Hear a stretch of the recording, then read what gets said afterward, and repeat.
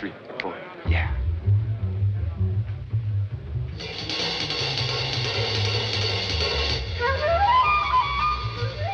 Alors, le Cercle Aristote vous adresse une nouvelle fois ses vœux. Bonne chance. Bonne chance parce que ça va être une année compliquée.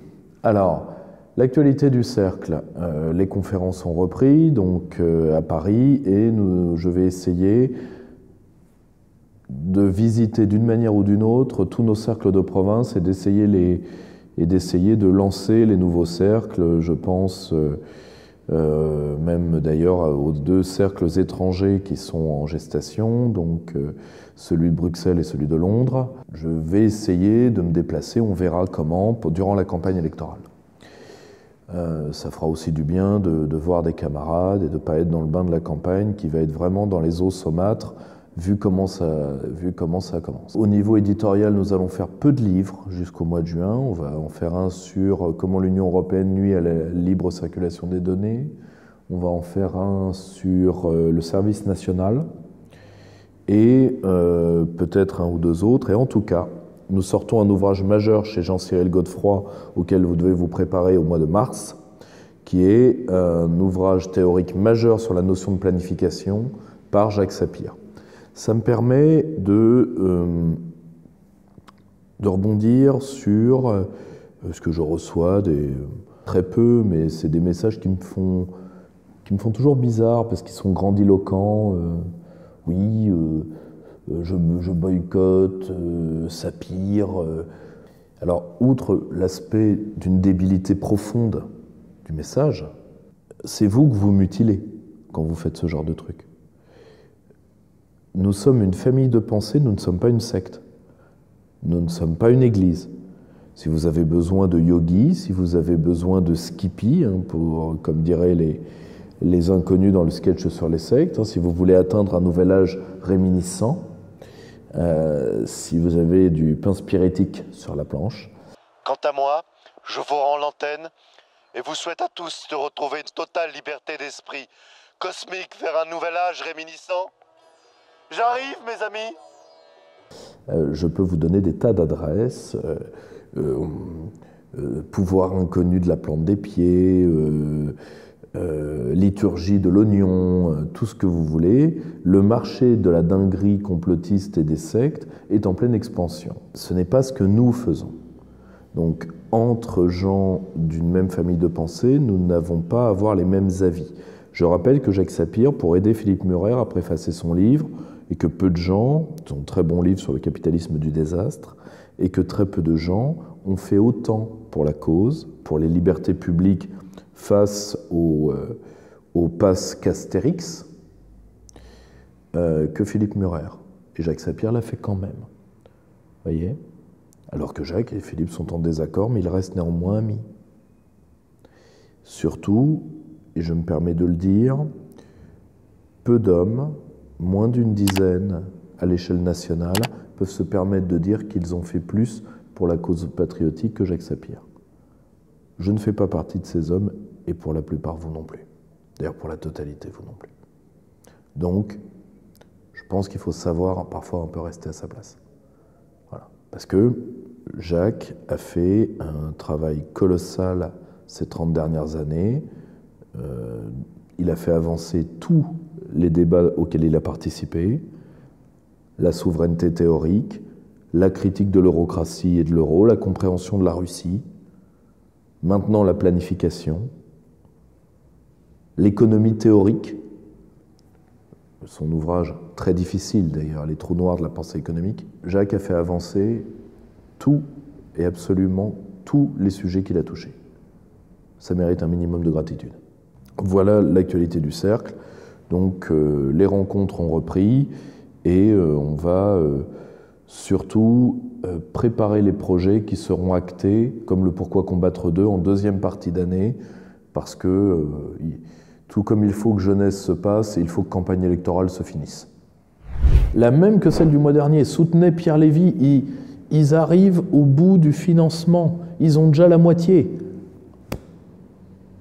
On pousse. Pour le documentaire rupture Front populaire sur le Brexit vu du peuple.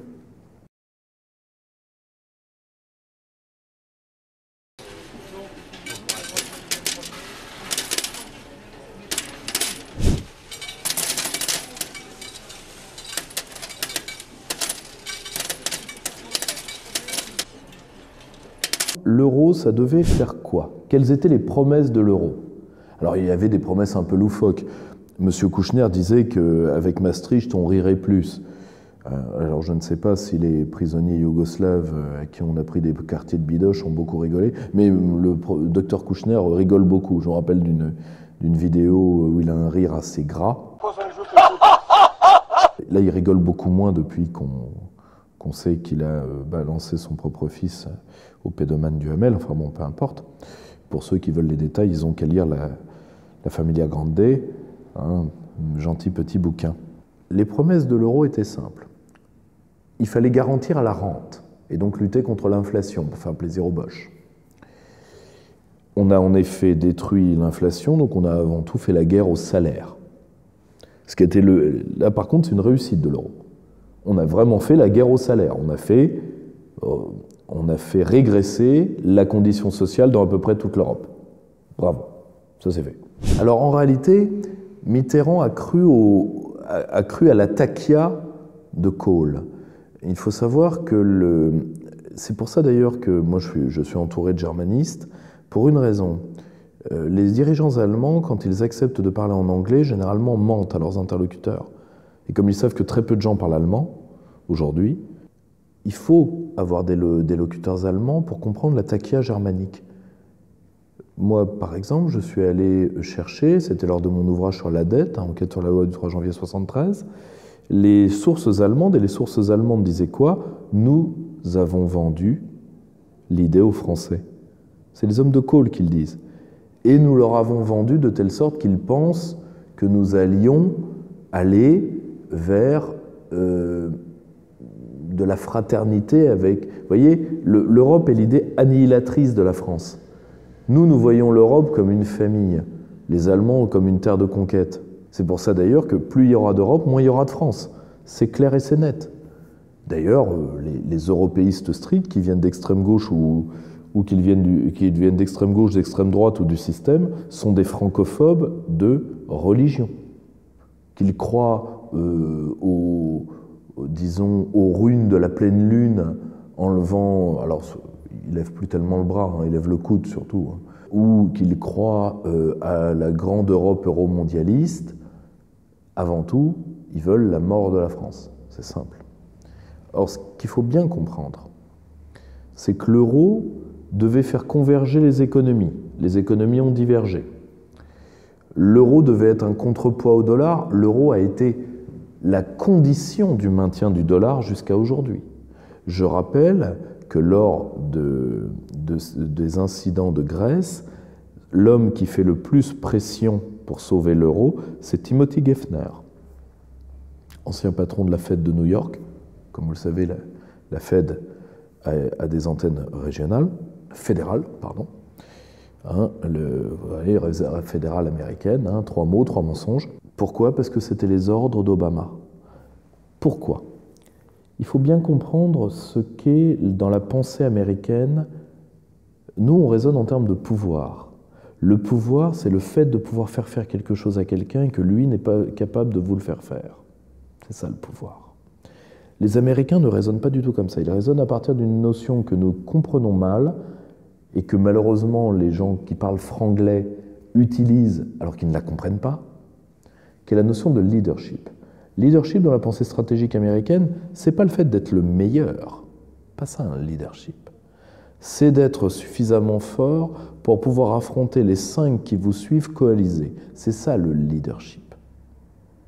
Et donc, comme vous êtes tellement au-delà d'eux, vous allez leur imposer les règles et vous allez les mettre à votre forme. Vous allez les faire comme des gants à votre main. Pour les Américains, l'euro, c'est ça. On va lier ensemble le fameux stratagème des chaînes dont parle très bien François Asselineau. On va lier ensemble les pays que nous voulons éliminer c'est-à-dire principalement la France et l'Angleterre, et nous allons les lier autour de quoi? Autour de notre agent en Europe, qui est depuis la fin du XIXe siècle, l'Allemagne. Annie Lacroix-Riz a écrit de très belles pages là-dessus. Le problème, c'est que beaucoup de gens qui ont un logiciel bonapartiste, c'est-à-dire qu'eux, ils veulent venger Waterloo, et ils ne comprennent pas que l'Angleterre est une cible des États-Unis. Il y a tout un livre à écrire sur la guerre anglo-américaine. D'ailleurs, je vous rappelle que Barack Obama est venu menacer le peuple britannique sur ses terres à quelques jours du Brexit. Merci Barack d'ailleurs de nous avoir encore donné des voix en plus. Parce que l'anglais est peu réceptif à la menace. T'aurais dû appeler Merkel, elle te l'aurait dit. Les Américains avaient besoin de l'euro parce que tant qu'ils tiennent l'euro, qui en fait en part de réserve n'a pris que l'équivalent des parts de réserve du franc et du Deutsche Mark, a grignoté un tout petit peu sur la livre sterling, ce qui ne durera pas longtemps maintenant que l'Angleterre est libre, et a un tout petit peu fait baisser le franc suisse. Autrement dit, on est loin de la grande monnaie de réserve. Aujourd'hui, l'euro s'est vu à bout de gaffe par les pays émergents. Ils préfèrent se tourner, attendre des monnaies asiatiques qui peuvent monter dans les années à venir. Vous voyez ce que je veux dire? Donc, l'euro n'a rempli aucune de ses prétentions affichées. Il a violé les règles de son fonctionnement. Il ne devait pas avoir d'émission directe par la Banque Centrale Européenne. Il y en a. Pour les banques, mais il y en a. Et il y en a d'ailleurs énormément. Je rappelle que même une part significative de l'ordre de 30% des QE américains a servi en fait à soutenir le système bancaire européen grevé par des banques pourries systémiques gigantesques, et particulièrement la Deutsche Bank, qui, je vous le rappelle, est l'une des 10 entreprises les plus condamnées au monde. Derrière d'autres entreprises dont on n'a pas le droit de donner le nom parce qu'en ce moment, ils nous vendent beaucoup de marchandises. L'euro ne devait pas non plus l'euro ne devait pas permettre l'inflation. L'inflation est de retour. La fameuse inflation mondialiste que nous avons tant attendue, elle est là maintenant. Et traitée dans un grand entretien précédent. Et traitée d'ailleurs dans un grand entretien précédent. Donc, un échec. Et un échec pour lequel du sang a coulé. Je vous rappelle que ce que nous avons fait en Grèce, je vais vous donner un chiffre pour comprendre, mais il y en aurait des dizaines à vous donner. Je vais vous en donner 3, tiens, je suis généreux aujourd'hui. Le niveau de vie en Grèce a été divisé par 2, le PIB a été amputé d'un tiers. 300 000 Grecs ont été forcés de quitter leur terre sur un pays de 10 millions d'habitants. Et des jeunes. Et des jeunes, principalement des jeunes. Vous faites la même chose en France, c'est 2,5 millions de jeunes qui sont obligés de partir en une année.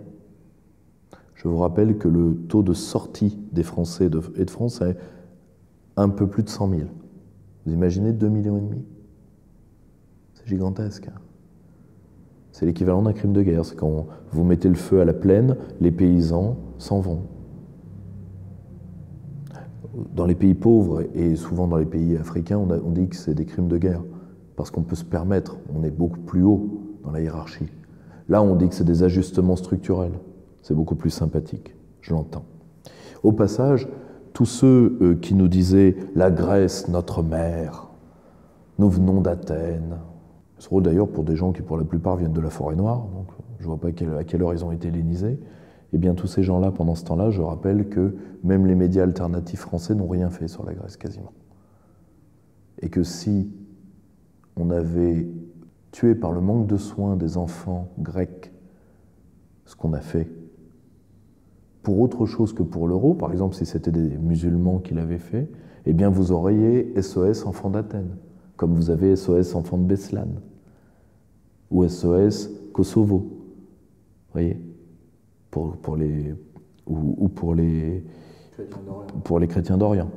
C'est à grosso modo, quand c'est pas les Meuse, on peut se permettre de tuer nos frères, nos cousins, nos machins. Alors question, est-ce qu'on aime nos cousins ou est-ce qu'on n'aime pas les Meuse? Je me permets. Parce que nous, on a été parmi les seuls à faire ce boulot, et moi je suis allé à Athènes pour voir l'étendue des dégâts. Et je peux dire que j'étais déjà légèrement germano-sceptique, je l'admets, en y allant. Mais alors depuis que j'en suis revenu, on ne peut pas dire que ça se soit arrangé. L'euro, mis à part pour l'Allemagne, qui est le passager clandestin qui l'utilise pour vampiriser la zone, l'euro est l'homme malade du monde, aujourd'hui. Même plus que le dollar, techniquement. Puisque le dollar, c'est une monnaie malade, je vous l'accorde, mais le dollar est assis sur la puissance américaine et l'Amérique, ça existe. Donc, non, l'euro est un vaste cancer. Charles Gave l'avait prévu, il avait fait un très bon ouvrage avant la sortie de l'euro, qui s'appelait, je crois, Des lions menés par des ânes, où il avait dit, c'est très simple, l'euro ce sera des usines pillées par l'Allemagne, des bâtiments vides en Espagne et des fonctionnaires en France. C'était très vrai. Donc, comme Charles Gave le dit, et d'ailleurs, il y a un homme, je terminerai là-dessus, qui avait tout prévu, même bien avant Charles et bien avant Jacques, qui pourtant ont été parmi les premiers lanceurs d'alerte. Cet homme, on l'oublie, parce que lui, il a écrit en 1980 que l'euro ne marcherait pas. C'est Norman Palma. Et ça a été l'une des causes des coups qu'il a pris et que son œuvre a pris. L'ouvrage que nous avons, nous, édité en 2013, qui est Autopsie d'un désastre économique, a été écrit pour la première fois au tout début des années 80. Il n'a eu qu'à actualiser les chiffres. Pourquoi? Parce que c'est l'un des grands historiens des étalons monétaires. Et un des premiers opposants historiques à l'euro. C'est pour ça d'ailleurs que Perspective Libre le publie. Pour l'honneur. De se rappeler que ce mec-là avait eu raison avant tout le monde, ce qui lui a coûté énormément. L'euro est un désastre dont le but est à terme de détruire la France par le fait de l'englober dans la zone du Deutschmark. Et comme le disait très bien Joseph Stiglitz dans un accès de franchise qu'il regretta immédiatement parce que le personnage, comment dire, quand il en a dans le pantalon, ce ne sont malheureusement pas les siennes. Le premier qui sort de l'euro gagnera plus que les autres et selon les bénéfices sont à mesure de celui qui sortira le premier. Voyez, celui qui reste le dernier et qui, pour éteindre la lumière, paiera la note. Donc, l'euro, il faudra s'en sortir d'une manière ou d'une autre. Et comme le rappelle très bien Norman Palma, il faut se rappeler cette maxime de l'aviation. Each Lende is a good Lende. Tout atterrissage est un bon atterrissage. Parce qu'en réalité, l'euro et les 20 ans de l'euro ont servi à ranimer ça. Vous avez une petite pétition signée par la fine fleur de l'université décadente française et italienne. C'est drôle, il y avait quasiment que ça, des Français et des Italiens. Pour dire qu'il faudrait faire du drapeau européen, drapeau euro-national. C'est-à-dire, grosso modo, après avoir fait disparaître le franc, il faut faire disparaître le drapeau tricolore. Et donc, évidemment, signé par M. Stora, l'historien officiel du FLN. Je me demande d'ailleurs si, au nom du Maghreb United, je crois qu'il y avait à une époque une collection de disques de rail qui s'appelait comme ça, Maghreb United, avec Faudel, le sarkozyste, Khaled, celui qui avait chanté Aïcha et qui s'est barré de France à cause du mariage pour tous, et Chem Mami, qui avait laissé, je crois, dans la justice pénale, la mémoire d'une technique d'avortement à l'Opinel. Il faudrait demander à M. Stora si, au nom du Maghreb United, on devait demander à l'Algérie de renoncer à son drapeau, qu'il sorte quand même à intervalles très réguliers, à tort, à raison, à contre-temps et à contre-raison. Et dans tous les territoires. Et dans tous les territoires partout. Comme le dit très bien Boulaïmine, ils ne le font pas exprès. Ils ne le font jamais exprès. Mais la France, oui, M. Stora peut se le permettre. L'euro, l'Europe et tous ses dérivés, l'euro et autres, il ne faut pas oublier que pour la classe dirigeante française, l'Europe, c'est l'idée qui leur sert à nier la France. c'est l'anti-France au sens premier. Si vous faites un tour d'horizon, si vous êtes ultralibéral, l'Europe, c'est ce qui va vous permettre, et Alain Madelin l'avait dit, de garantir qu'il n'y aura jamais de retour socialiste ou fraternel en France. C'est-à-dire, grosso modo, tout ce que la France a pu apporter, l'école des services publics, les minimums sociaux. Je vous rappelle que l'école des services publics, ça commence sous la monarchie. Hein. Je vous rappelle quand même. Hein. C'est quand même dans l'identité. Ça aussi, c'est l'identité. Ça c'est l'identité en acte. Vous êtes ultralibéral, vous voulez l'Europe pour qu'il n'y ait plus jamais ça. D'accord ?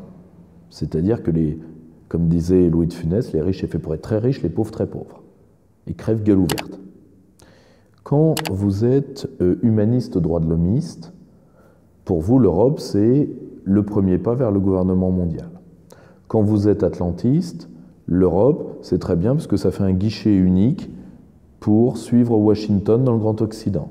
Quand vous êtes un affairiste bigleux, l'Europe, c'est ce qui permet aux multinationales de remplacer les États. Et comme les multinationales, c'est des gens sérieux, je vous rappelle ce que Michel Rocard avait dit à une université d'été du MEDEF, tu pourras retrouver les images. Ceux qui doivent dominer le monde, c'est vous, les entrepreneurs. Ma conclusion est, nous allons de plus en plus vers la probabilité de décisions d'ordre public de plus en plus profondes et de plus en plus urgentes. Sur le climat, un jour, les votes partout diront, vous êtes fous, faites quelque chose. La peur, c'est qu'on fasse n'importe quoi. La certitude, c'est qu'on fera vite et beaucoup. Et donc, on revient vers un besoin de politique plus fort.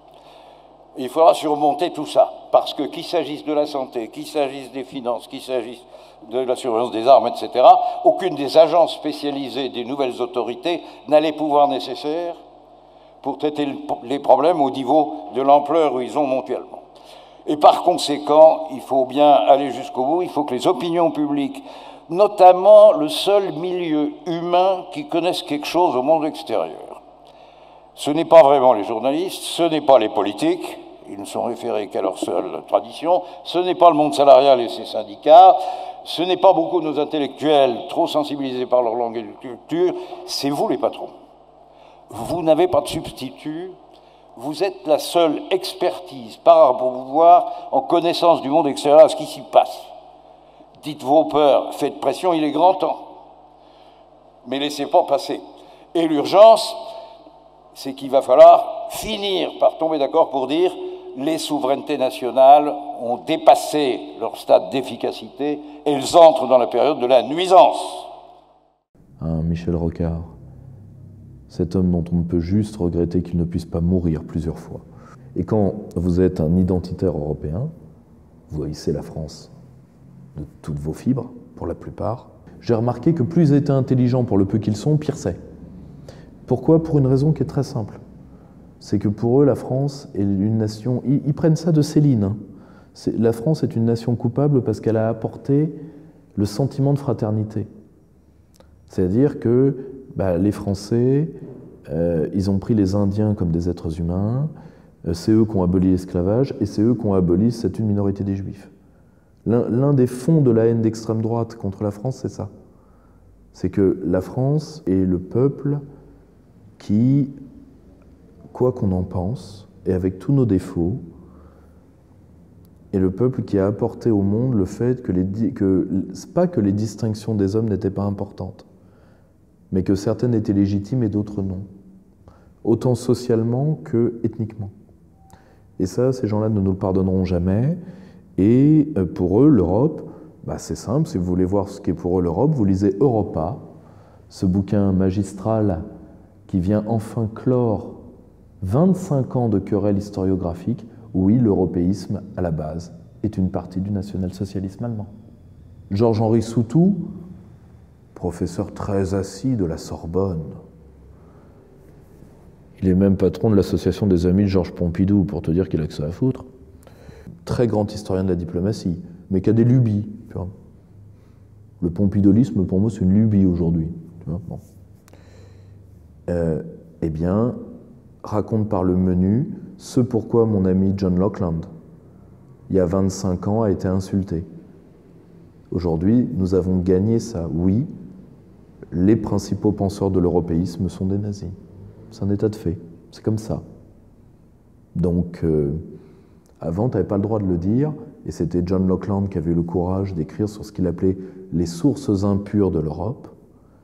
Et beaucoup de gens d'extrême droite l'avaient insulté à l'époque en rappelant que de toute façon, il n'était jamais qu'un Anglais. Et aujourd'hui, ce combat est terminé. Donc, et pour les Anglais et pour Lockeland. Et pour les Anglais, bah non, John il continue le combat. Parce que John, il pourrait rentrer en Angleterre. En plus, il serait bien accueilli. Boris Johnson est un de ses amis personnels. Mais il continue à se battre ici. Pourquoi? Parce qu'il ne veut pas quitter la France. On lui a refusé, d'ailleurs, on lui a refusé, je crois, par 2 fois à cause de ses liens avec la Russie, de pouvoir devenir français. Alors il parle 6 langues, il est docteur de philosophie d'Oxford, ça va. Hein, on préfère le dernier Malien sorti du bateau. Chacun ses goûts. Il ne faut pas oublier que l'Europe est la religion de l'annihilation de la France. Quel que soit ce que vous entendez par le terme Europe. Ce n'est pas le cas pour un Allemand. Pour un Allemand, le terme Europe, c'est l'équivalent de Commonwealth. Ce n'est pas le cas pour les pays d'Europe de l'Est, pour qui Europe, ça veut dire tirelire du contribuable français. À la rigueur, c'est un peu le cas pour les Italiens et les Espagnols. Alors, moins pour les Espagnols maintenant. Avant, les Espagnols, c'était l'Europe, ça va nous servir à effacer l'Espagne, parce que l'Espagne, c'est que des ennuis, à cause de la mémoire de la guerre civile. Il faudrait interroger Nicolas Klein, d'ailleurs. Mais je pense que ça, c'est en train de passer.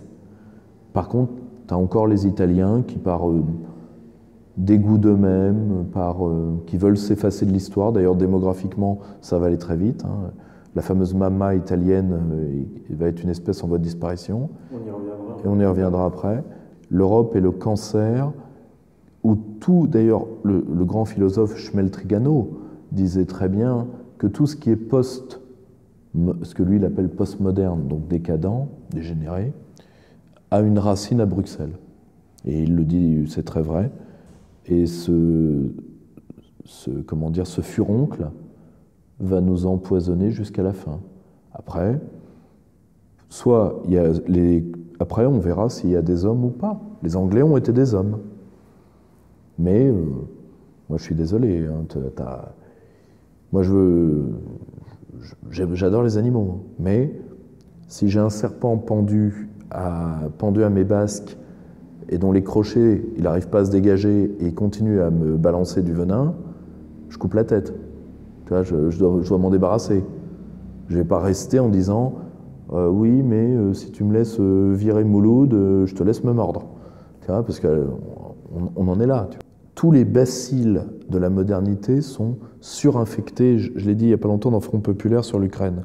L'Union européenne surinfecte tout ce qu'elle touche.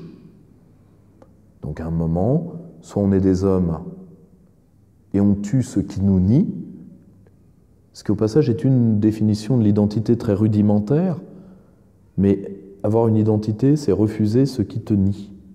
C'est une définition rudimentaire, hein. Si tu veux, mais par exemple, je sais que la droite dure l'utilise beaucoup parce que c'est une définition qui est au niveau, qui est à son niveau.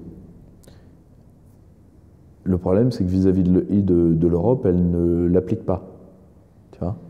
Oui, quand on a une identité, il faut refuser ce qui nous nie. L'Europe nous nie. Il faut la refuser. Ou alors, c'est elle qui gagnera. Et le pire, je te le dis, c'est qu'une fois qu'ils auront eu la peau de la France, ok. D'ici là, l'Europe aura perdu 100 millions d'habitants, à peu près. Et là, pour le coup, elle va se prendre une vague migratoire comme l'humanité n'en a jamais vu. Et d'un certain côté, vae victis, mort ou vaincu. Voilà.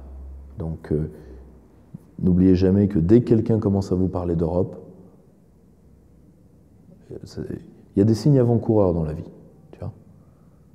Quand Manuel Valls se pointe, quand on appelle Benoît Hamon, c'est que quelqu'un est mort. Tu vois. Quand quelqu'un quand un mec te regarde avec des étincelles dans les yeux et sort un tube de vaseline, c'est qu'il veut te draguer. Quand quelqu'un commence à te parler d'Europe, c'est qu'il a envie de te la mettre quelque part et c'est certainement pas dans le cœur. Voilà. Donc réfléchissez-y. N'oubliez jamais que, et ça, lisez Jean Monnet le dit très bien, l'Europe, c'est ce qui doit nous débarrasser de la France. L'avantage de Monnet, c'est qu'il détestait tellement la France qu'il ne pouvait pas le cacher. Donc, voilà. C'est au moins lisez le père fondateur. Je ne peux pas vous dire mieux. Ça, je rappelle juste ce qui va. Je rappelle juste un point de droit communautaire de base et qui va vous dire ce qui va vous arriver. Gna gna gna gna gna gna, je ne veux pas obéir à l'UE, mais je reste dedans hein, parce que bon. Ça, on rappellera que ce sont les dernières déclarations de l'UE, de Éric Zemmour, qui a précisé « Je ne veux pas sortir de l'UE puisque je veux la réformer et défendre les intérêts français. » Je m'intéresse à l'Union européenne puisque je ne veux pas sortir de l'Union européenne. Donc simplement, je dis, je défends d'abord les intérêts de la France. Ça, c'est une première chose. Et avant tout. Et je pense qu'il n'y a pas que l'Allemagne en Europe. Vous voyez, il y a d'autres pays avec lesquels on peut faire des alliances sur des sujets déterminés. J'ai remarqué, puisqu'on va parler d'immigration tout à l'heure, qu'avant la Noël, il y a eu une grande tribune dans Le Figaro de 11 pays européens qui critiquaient la politique migratoire de la Commission européenne. Je pense que la France, sous ma direction, sera l'allié de ces pays-là. Il n'y a pas que la Hongrie et la Pologne. Hein. Il y avait aussi la Grèce, il y avait aussi les pays baltes, etc.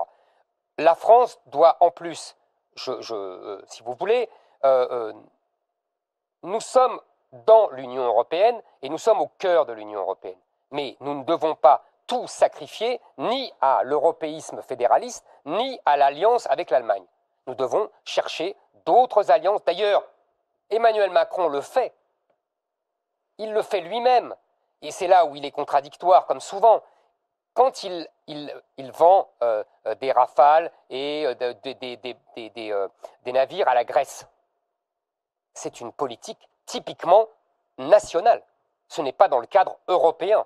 Il veut habiller ça de l'autonomie stratégique européenne, mais c'est faux. C'est la France qui aide un pays, et c'est le seul à le faire. Les Allemands regardent ailleurs, les autres s'en occupent pas. La France aide la Grèce contre la Turquie. Il n'est pas le premier à tenter ça. Non. Il ne faut pas lui jeter la pierre là-dessus. Ça ne marchera pas. Et ça ne marchera pas pour une raison. Ça n'a jamais marché. Le peu de gens qui accréditent encore ça sont des agents de l'Union européenne, comme M. Quatremer, qui est un agent de l'Union européenne rétribué, en plus. Ça n'arrivera pas. Pour une raison. Un, la France, l'UE sait très bien, et les eurocrates savent très bien, que les Français, justement parce que l'UE c'est l'anti-France, que la classe dirigeante française déteste tellement son pays, extrême droite compris, que jamais ils renonceront à l'Europe.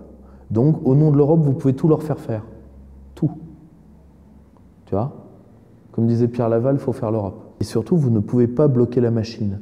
La plupart des décisions se prennent à la majorité qualifiée et les Bosch utilisent les Volksdeutsche qu'ils ont dans tous les pays de l'Est. Donc, ils ont mécaniquement des majorités entre les parce que vous avez les Allemands qui règnent sur Bruxelles, mais deuxièmement, ils règnent sur Bruxelles avec des Allemands, la politique des minorités allemandes hitlériennes, hein, avec des Allemands nés sous passeport autre.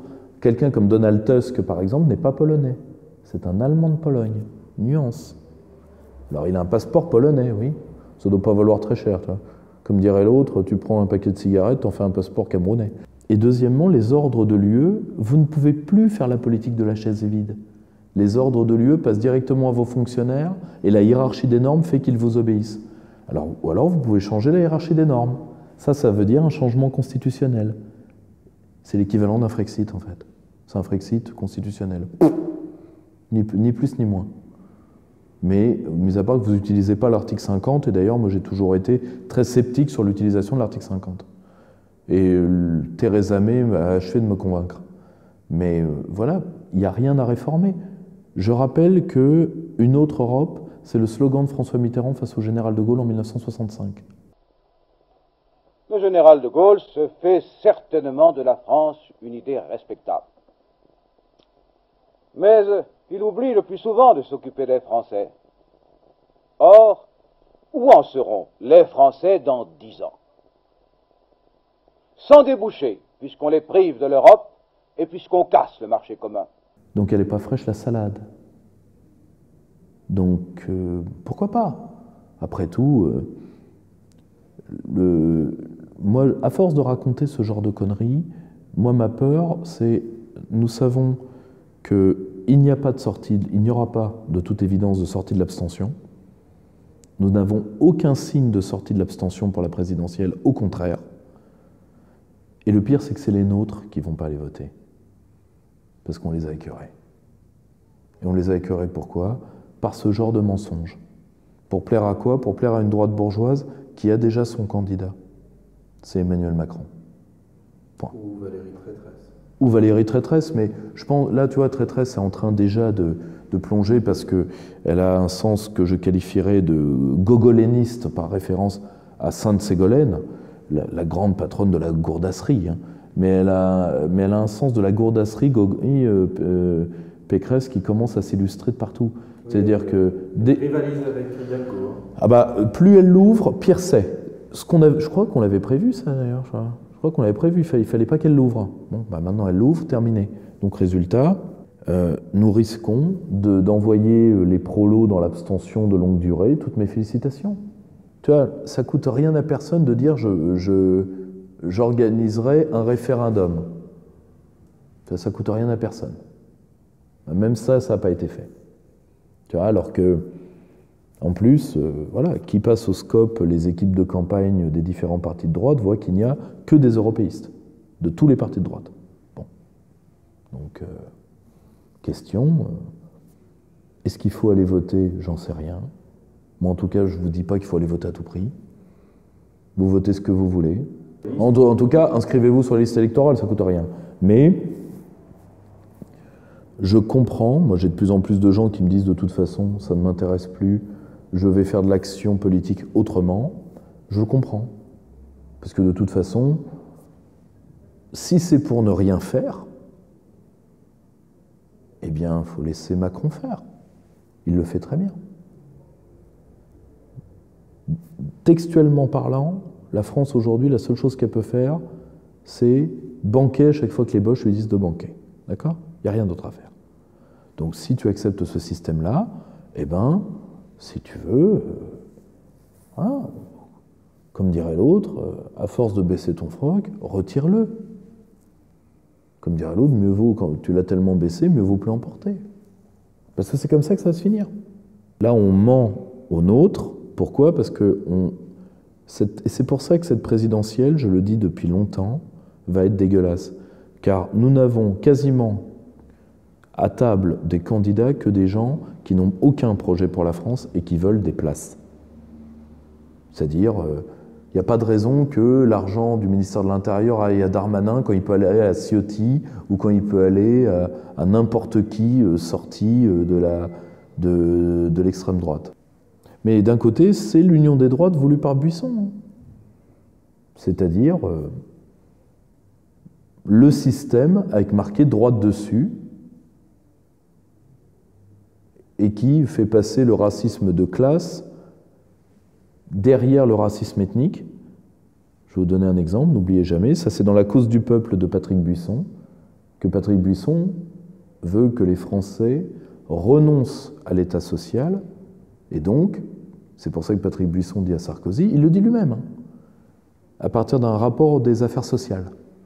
Il faut dire que c'est les immigrés qui pillent l'État social, ce qui est en partie vrai, pour que les Français renoncent à l'État social d'eux-mêmes. C'est-à-dire, pour ne pas faire la préférence nationale, on va détruire l'État social, donc avantager qui?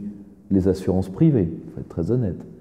Tu assassines la Sécu, je connais des gens qui vont se laver les mains. Voilà pour qui travaillent des gens comme Patrick Buisson. Ni plus, ni moins.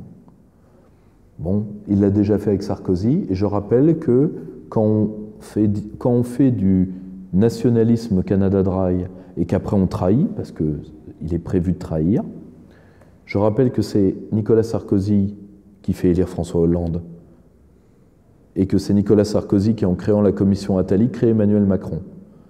Donc la trahison de Patrick Buisson nous a coûté 5 ans de sarkozysme, 5 ans d'hollandisme, 5 ans de macronisme. Buisson nous a déjà coûté 15 ans.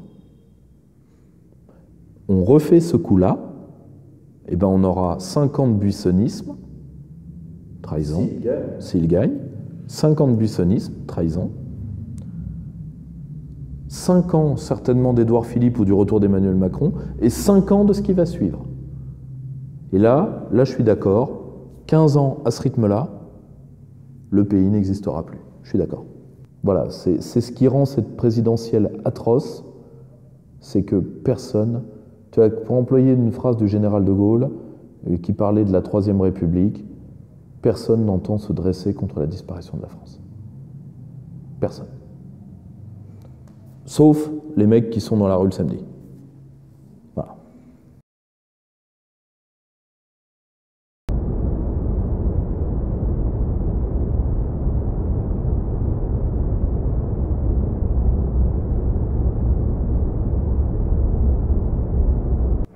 Ah bah c'est très simple. Il y a déjà eu un mort. Le mort, c'est la notion d'état de droit. Tu vois, parce qu'on a tout... Tu sais, l'état de droit, ça a été inventé par les eurocrates à partir de la logique juridique allemande. C'est-à-dire, c'est le Reichsstaat allemand. Tout le monde te dira que c'est la rule of law britannique, ça n'a rien à voir. La rule of law britannique, déjà, c'est un pouvoir prétorien, et c'est un pouvoir qui n'est pas fait pour empiéter sur l'État. Enfin, qui n'est pas fait pour nier le pouvoir de l'État. La rule of law, c'est juste de dire, de reconnaître des rapports de force sociaux et de donner des droits à partir. Tu vois, la Magna Carta, elle a été arrachée au souverain. La logique française, c'est différent. C'est l'État qui donne des droits au peuple contre les corps intermédiaires qui les contraignaient. Tu vois, c'est pas la même logique. Le Reichsstaat allemand, c'est l'illusion que s'il y avait eu une croyance dans les règles de droit, ce qui était d'ailleurs le cas des juristes de Weimar, hein, dont le plus connu aujourd'hui est Carl Schmitt, mais tu as une grande école juridique sous Weimar. Ça n'a pas fait un assassinat de juifs ou d'opposants politiques en moins. Hein. Là, tu vois, la grande doctrine française, allemande, européenne du droit, à l'exception des Espagnols, qui ont très très bien géré à ce niveau-là. Mais il y a une très grande école de philosophie du droit en Espagne depuis 2 siècles, hein, donc c'est pas de nouveauté. Mais la grande école qui nous disait que l'état de droit allait nous protéger, quand on a mis sur des commerces interdits destinés aux chiens, tu les as entendus bouger?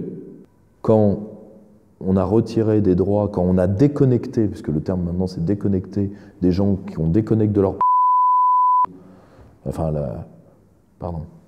qu'on déconnecte de leur Ausweis à la deuxième au deuxième timbre. Qu'on déconnecte de leur Ausweis au deuxième timbre. T'as entendu quelqu'un gueuler?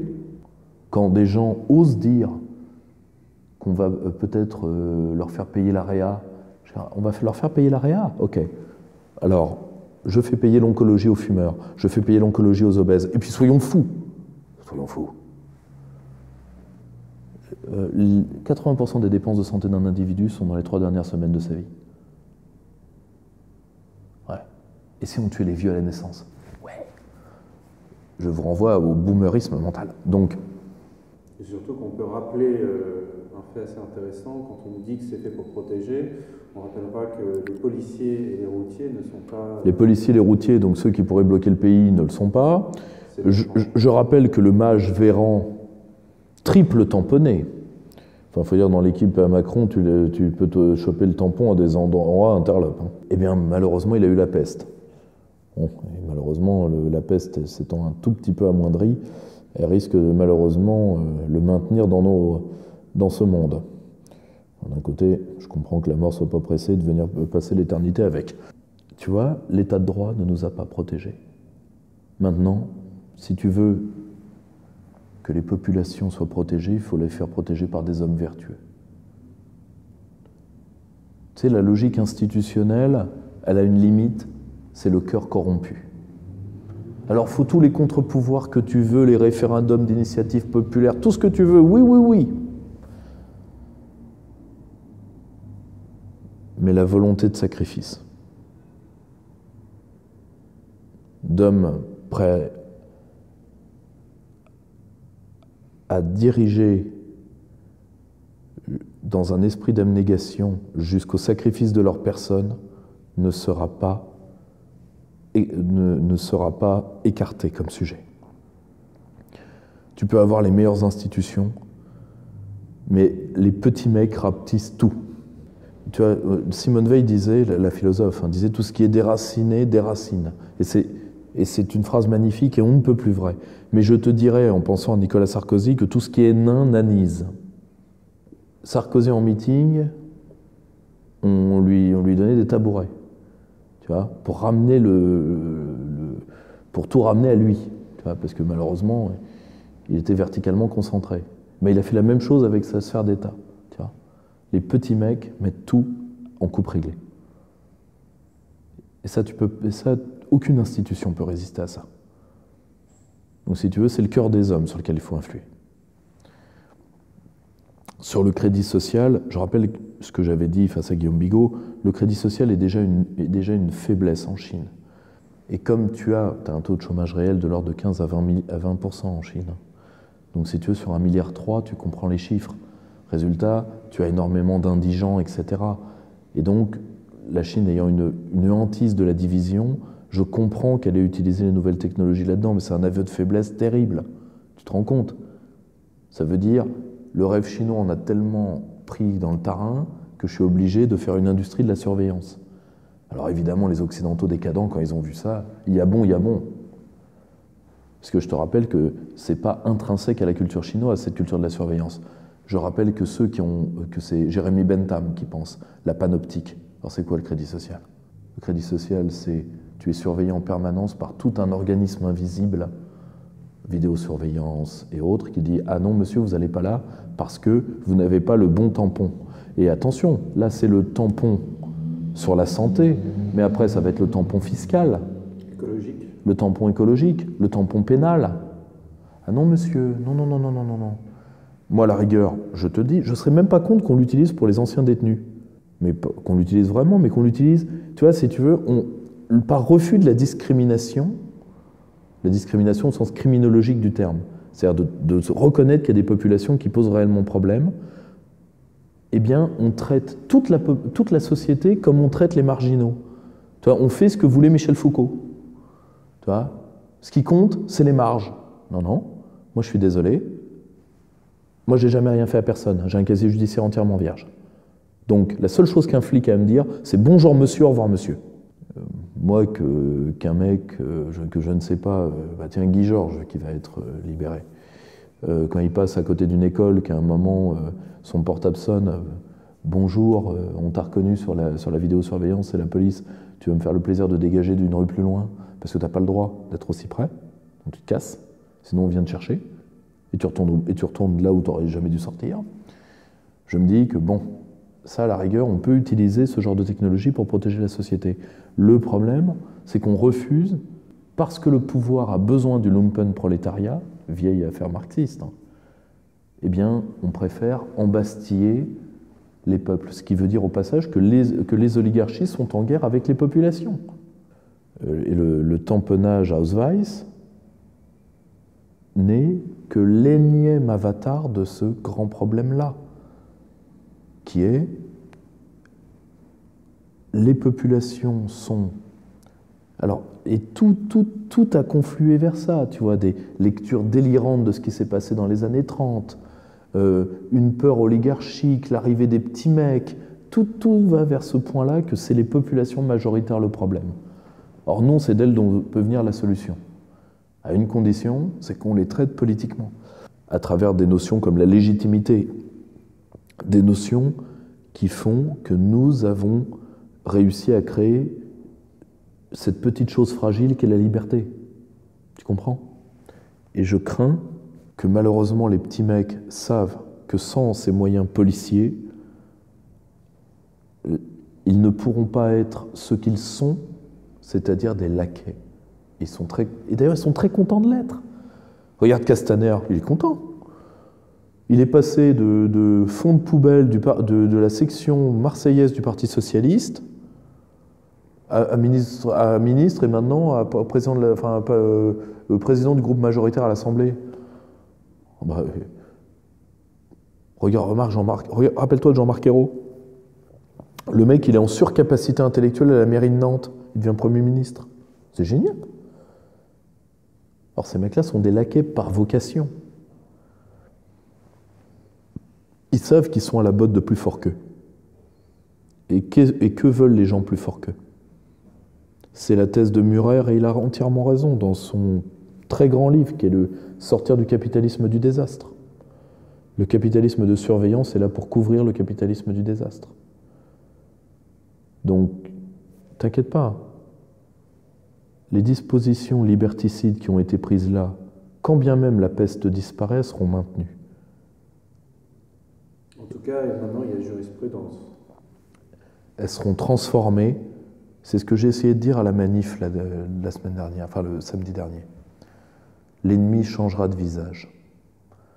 Parce que maintenant, ils se sont habitués au contrôle, ils se sont habitués à vendre de la peur. Et la peur, ça, les petits mecs qui savent faire. Vendre de la concorde, vendre de l'harmonie, vendre de la grandeur, vendre de la science, vendre de l'inventivité, vendre l'avenir. Ce qui est la charge du patriarche, du meneur, du gouvernant, gouvernail, ce qui est la charge des grands hommes. Très peu pour eux. Vendre de la peur, c'est de l'épicerie. Et ça, Sarkozy sait faire, Macron il sait faire, Pécresse sait faire, ils savent tous faire. Donc, oui, ça continuera. Et c'est pour ça que chacun de nous doit peser en son âme et conscience ce qu'il est prêt à lâcher, ce qu'il est prêt à tenir, et quelle dignité il entend faire valoir aux yeux de qui et comment. Ça, il n'y a pas de réponse générique à cette question. C'est est-ce qu'on va courber l'échine ou est-ce qu'on se relève? Tu sais, politiquement, il y a que, c'est horrible à dire, mais tu vois, l'État, c'est ce que créent les hommes debout. L'État, c'est status, hein, c'est la verticalité, c'est se relever, hein, l'État. Là, tu es face à une anarchie tyrannique. Donc le régime des hommes à genoux. Parce que politiquement, dans l'histoire de l'humanité, tu n'as que les hommes debout et les hommes à genoux. T'as rien d'autre. Le reste n'existe pas. Là, tu vois, ils ont goûté à la tyrannie, et les petits mecs adorent la tyrannie. Les hommes libres tuent les tyrans. Pas oublier que nos ancêtres vénéraient pour des générations les tyrannoctones, les hommes qui tuaient les tyrans. La tyrannie, c'est le régime des petits mecs. Les petits mecs sont là. Et coup de bol, la technique leur donne le droit à un techno-féodalisme, c'est-à-dire la tyrannie des petits seigneurs de merde avec Bill Gates en plus. Le pire de tous les régimes jamais inventés.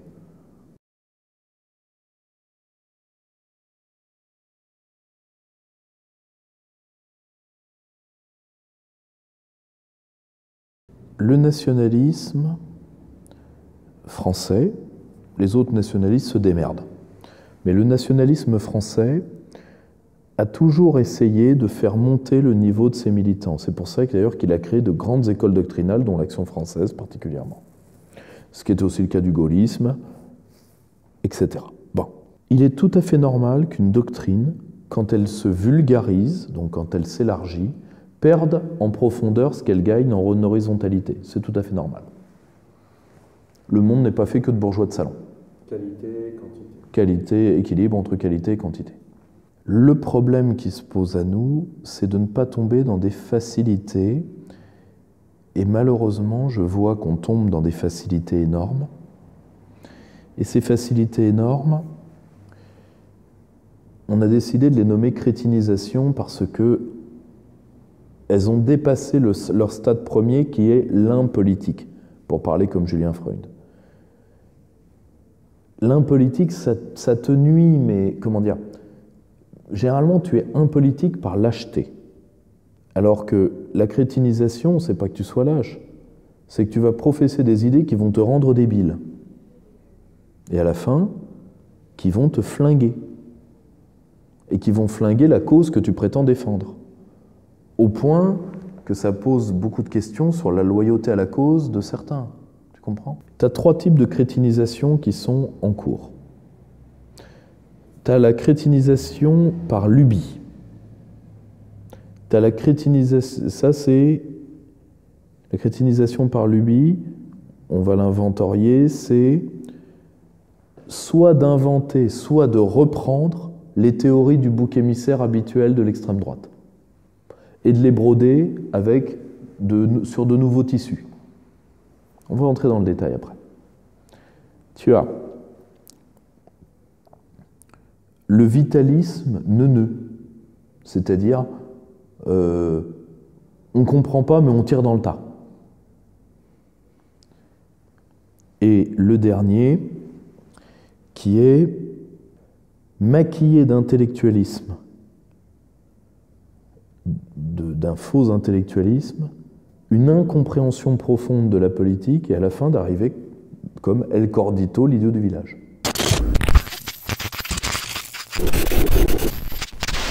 Merci de nous avoir suivis jusque-là et pour nous soutenir, rendez-vous sur la deuxième partie sur Vimeo. D'ici là, l'abonnement, n'oubliez pas la cloche pour être tenu bien au courant.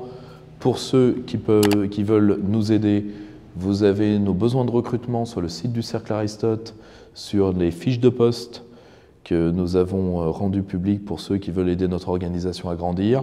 Ceux qui veulent nous aider, vous pouvez bien évidemment continuer à faire des dons. Là, la défiscalisation est terminée pour l'année prochaine, pour l'année dernière, et là commence. Donc vous pouvez nous faire des dons, vous pouvez utiliser le PayPal du Cercle Aristote, la page Tipeee ou d'autres moyens, vous pouvez nous contacter et pour toute demande, toute volonté de recrutement, toute expertise que vous auriez ou même toute volonté de nous faire part d'une idée, cerclearistote@gmail.com. Et n'oubliez pas, les ouvrages sont toujours en solde jusqu'au début février. Après, on n'aura plus.